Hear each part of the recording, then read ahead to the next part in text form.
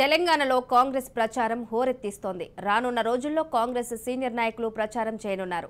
ఎన్నికల ప్రచారంలో టీపీసీసీ అధ్యక్షుడు రేవంత్ రెడ్డి ఈ రోజు 4 నియోజకవర్గాల్లో ప్రచారం చేయనున్నారు. వనపర్తి, నాగర్ కర్నూల్, అచ్చంపేట, జూబ్లీహిల్స్ నియోజకవర్గాల్లో పాల్గొని కాంగ్రెస్ మేనిఫెస్టోను ప్రజలకు చేయాలనుకున్న పనుల గురించి చెప్పనున్నారు. మధ్యాహ్నం 12 గంటలకు వనపర్తిలో, 2 గంటలకు నాగర్ కర్నూల్ సభలో, 3 గంటల 30 నిమిషాలకు అచ్చంపేట బహిరంగ సభలో, సాయంత్రం 6 గంటలకు జూబ్లీహిల్స్ రోడ్ షోలో రేవంత్ రెడ్డి పాల్గొననున్నారు. రైట్, ఇదే అంశానికి సంబంధించి మరింత సమాచారం మా ప్రతినిధి విక్రాంత్ అందిస్తారు. విక్రాంత్, చెప్పండి. టీపీసీసీ అధ్యక్షుడు రేవంత్ రెడ్డి అయితే పలు షోలలో పాల్గొనున్నట్టు తెలుస్తుంది. ప్రస్తుతం ఉన్న అప్డేట్స్ ఏంటి?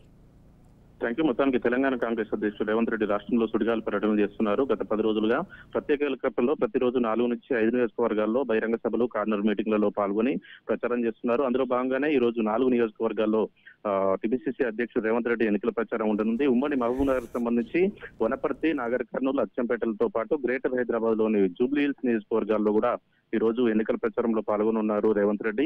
మధ్యాహ్నం 12 గంటలకు వనపర్తి బహిరంగ సభ ఉంటుంది. ఆ తర్వాత మధ్యాహ్నం 2 గంటలకు నాగర్ కర్నూలు బహిరంగ సభ ఉండనుంది.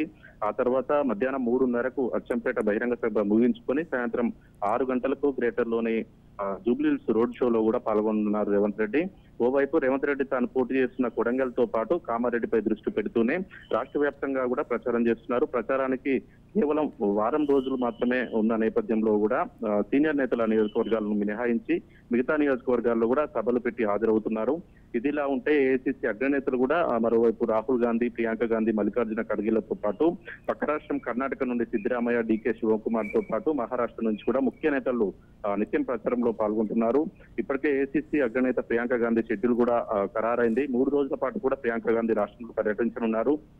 ఒకసారి ప్రియాంక గాంధీ షెడ్యూల్ చూస్తే 24, 25, 27 వరుసగా 2 రోజులు ఉంటుంది. ఆ తర్వాత 26 సమావేశం ఉన్న నేపథ్యంలో ఢిల్లీ వెళ్లి మళ్ళీ తిరిగి 27వ తారీఖులో మాత్రం తెలంగాణకు రానుంది. 3 రోజుల్లో కూడా 10 నియోజకవర్గాల్లో కూడా ప్రియాంక గాంధీ చేత ప్రచారం చేయించనున్నారు. 24వ తారీఖు మాత్రం ఇటు పాలకుర్తిలో మధ్యాహ్నం 2 గంటలకు పక్కనే ఉన్నటువంటి హుస్నాబాద్ లో, సాయంత్రం 4 గంటలకు ధర్మపూర్ లో మాత్రం మొదటి రోజున 24వ తారీఖు ఉండనుంది. ఇక 25వ తారీఖు మాత్రం ఖమ్మం జిల్లాకు సంబంధించి పాలేరు, ఖమ్మం, వైరా, మదిర ఈ 4 నియోజకవర్గాల్లో కూడా 25వ తారీఖు ప్రచారం చేయనుంది. ఇక చివరి రోజున 27 మాత్రం మునుగోడు నియోజకవర్గంతో పాటు పక్కనే ఉన్న దేవరకొండతో పాటు ఇటు మహబూబ్ నగర్ సంబంధించి గద్వాల్లో కూడా ప్రియాంక గాంధీ ప్రచారం చేయనుంది. కేవలం ప్రియాంక గాంధీ కాదు, మల్లికార్జున ఖర్గే, అదేవిధంగా రాహుల్ గాంధీ షెడ్యూల్ కూడా దాదాపు సాయంత్రంలో కూడా ఖరారు కానుంది. మొత్తం అధికారమే లక్ష్యంగా కూడా ఈసారి ఖచ్చితంగా ఎలాగైనా రాష్ట్రంలో కాంగ్రెస్ పార్టీ అధికారంలోకి రావడమే లక్ష్యంగా కూడా పావులు కలుపుతుంది. దాంట్లో భాగంగానే ఇటు రేవంత్ రెడ్డి సుడిగాలి పర్యటనతో పాటు ఏఐసీసీ పెద్దలందరినీ కూడా, అగ్రనేతలందరినీ కూడా రాష్ట్రంలో దించాలనే యోచనలో మొత్తం కాంగ్రెస్ పార్టీ ఉంది. Right Vikrant, thank you.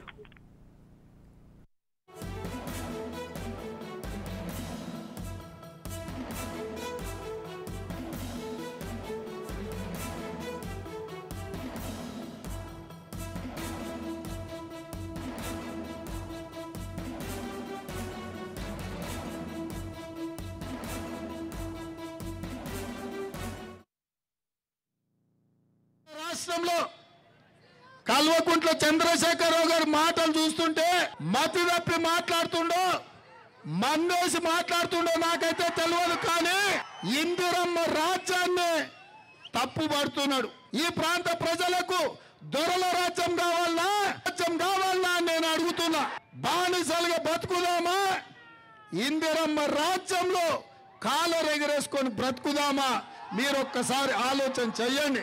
ఇల్లు లేని ప్రతి పేదవాడికి ఇల్లు కట్టుకోవడానికి 5 లక్షల రూపాయలు ఉచితంగా ఇచ్చే రాజ్యం. పరకాల ప్రాంతంలో ఏ ఊరికి రోడ్ అయినా, కరెంట్ అయినా వచ్చింది అంటే అది ఇందిరమ్మ రాజ్యంలో అని నేను ఇవాళ చెప్పదలుచుకున్నా.